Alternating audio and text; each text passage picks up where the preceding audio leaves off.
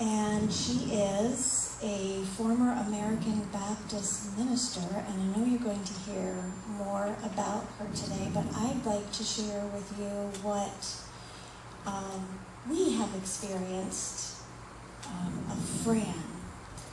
She's been serving on the Board of Trustees for over a year and a half now, and over the past year, she has facilitated the board through the study of the book, Sacred Decisions, Consensus in Faith Communities. This is her passion. She is the main contributor to our Animal and Earth Ministry Facebook page and has become an important member of our Sunday morning platform team. She is super creative and donates her time and talents to Unity by way of some beautiful Unity birthday cards, which you may have received one of, and Unity bingo keychains for our bingo folks.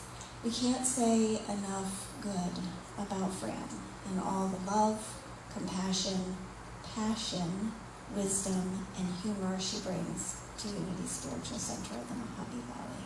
Here's Fran.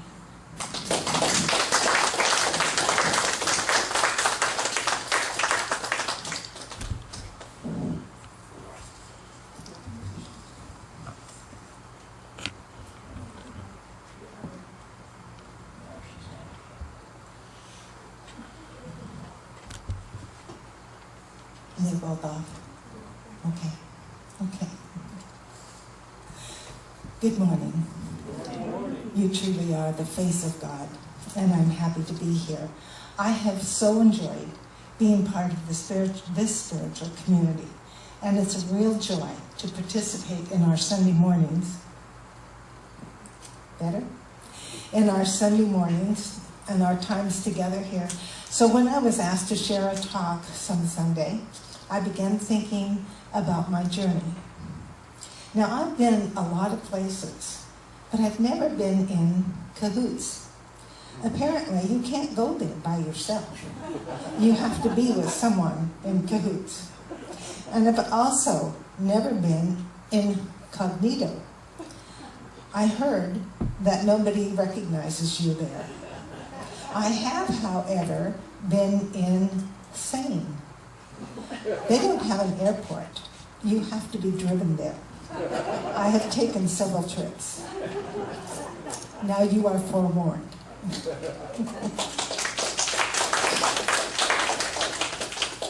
I've heard Barry and other people share their experiences of searching for a church and not finding a place where they felt accepted. My experience has certainly been different.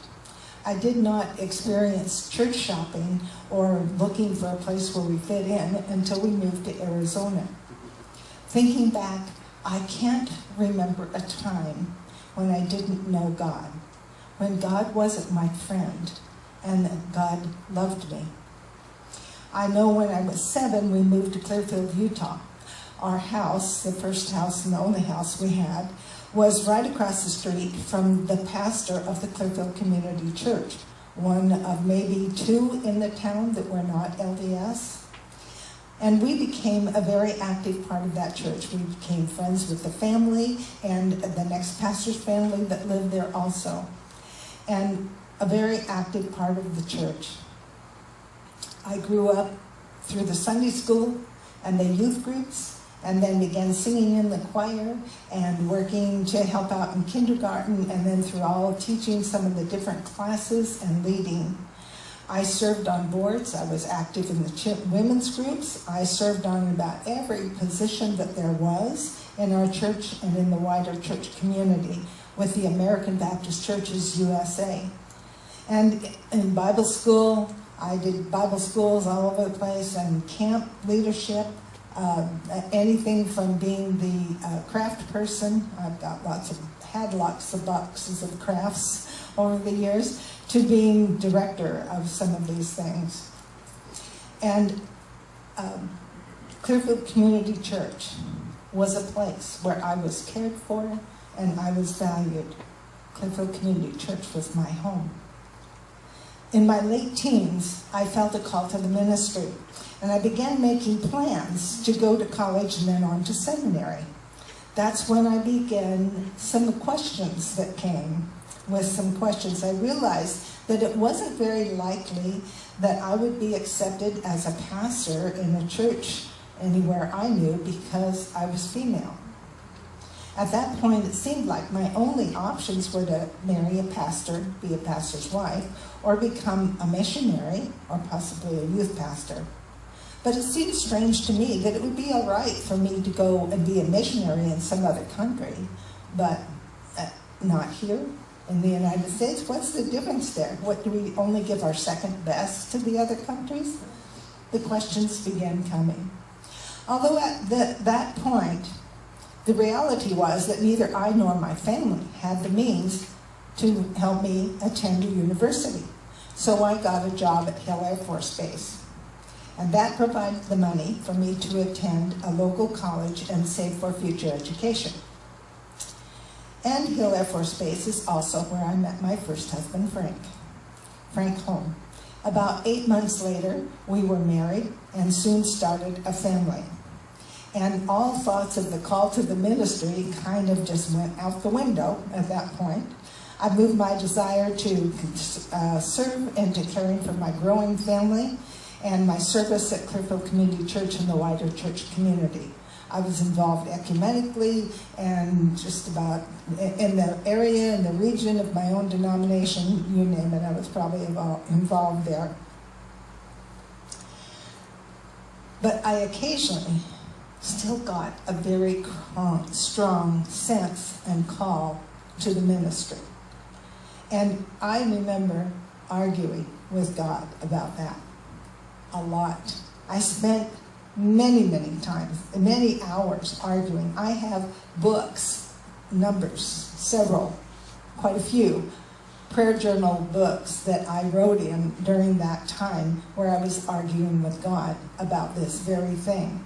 Finally, I just really got tired of all that, and I just told God that I just did not see how it was possible.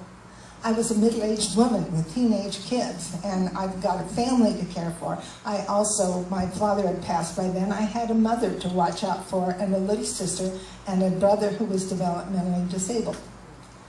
So what could I do? We did not have the money for me to go to seminary or anything like that. So I finally just threw up my hands and I said, God, I just don't see how this is possible.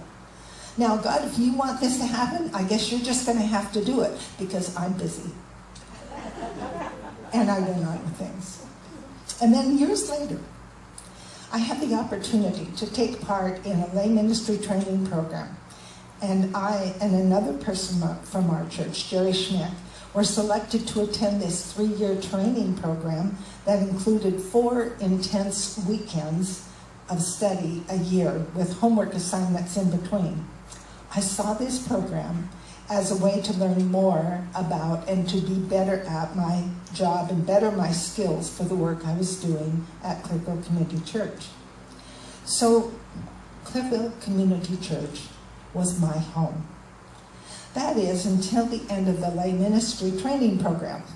Then CCC commissioned Jerry and I to serve as pastor and assistant pastor for a little church up Weaver Canyon.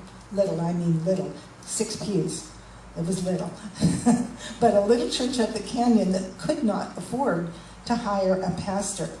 Jerry took care of the sermons, and I took care of the music and the Sunday school and the summer programs and the bulletin. And then in my mind, this was a temporary situation, and in a year or 2, I would return to my beloved home at CCC. That is, until Jerry's paying job moved him to Virginia.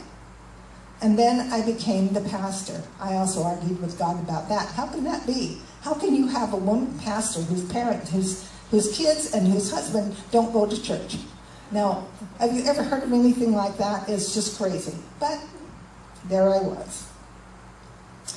And several months later, I was at the church early practicing my sermon with a mic because, speaking and hearing my voice in a microphone was pretty scary to me at that time.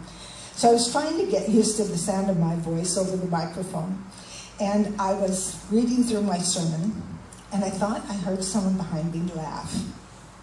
Well, how crazy is that? I was the only person there. I turned around and looked. There was nothing behind me but a wall. It was a tiny church, remember?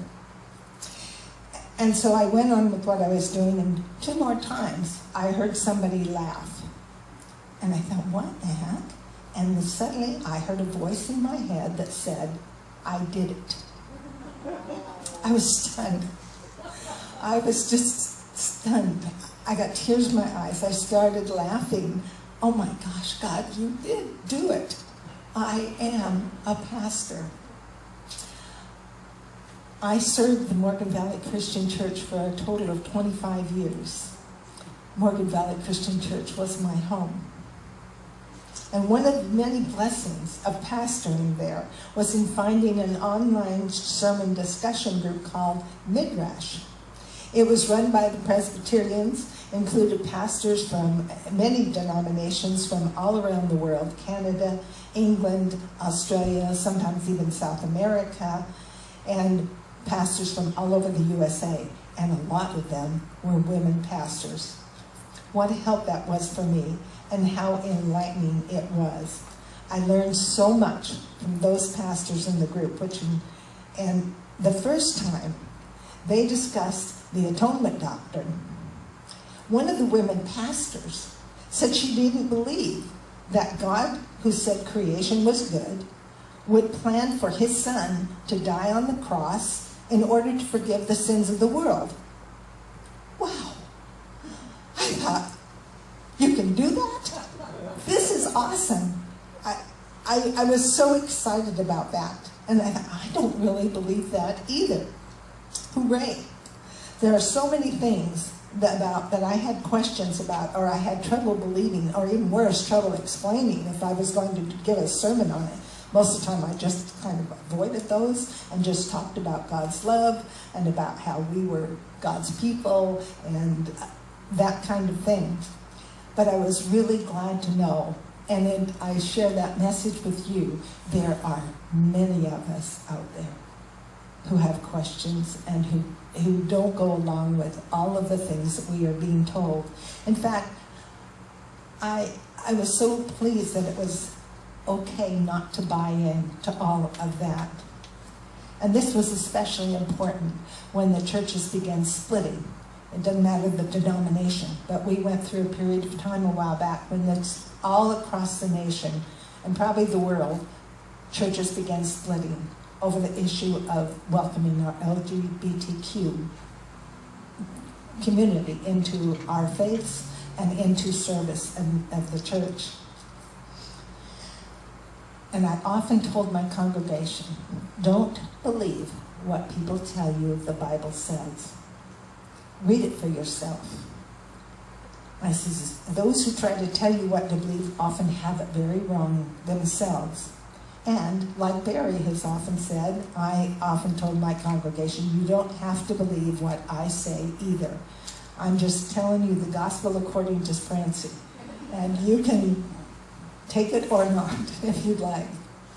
So when I retired, and Dawn and I moved to Arizona. In the meantime, my first husband died and I met Dawn and we married. And we moved to Arizona permanently. We began looking for a church. That fun time to find a church where we fit in. There are 2 in Topac. Neither one of them were a fit. Then we looked at a couple of them that were in Fort Mojave. Those didn't really fit either. The one I liked because I used the Methodist hymnal and I had a thing about hymnals and I particularly loved that one. But I didn't feel the joy. I didn't find anything there, and it left Dawn even colder than that. And so we continued to look, and we found unity in the phone book. Now, I was impressed with the fact that the female pastor's name came before the male pastor's name. I mean, I know, that's a little thing, but for me, it was a good sign. And so when we arrived in the parking lot the first time we came, they had a rainbow banner. That's another good sign. I thought, oh, I think I might like it here. And when we came in, Natalie's greeting was so genuine and warm and full of love. It was palpable. You could just feel it. And then the kindness of Dave and Belinda Weller, who invited us to sit with them as we went into the service and helped us navigate the service. And I must confess I was a little confused by the pictures and these symbols adorning the walls there as I listened to what they were saying, and I'm looking at these symbols. And finally, Dave and Belinda explained to me that this was the Shriners building, and Unity just rented the space, and I thought, aha, okay, I can deal with this. This is wonderful. And Dawn loved it, because Barry talked about UFOs and reincarnation. Now, I was a little skeptical because those are certainly not subjects that you usually talk about in churches. Although I later learned that Unity doesn't even consider itself a church. They consider themselves to be a spiritual center. And I learned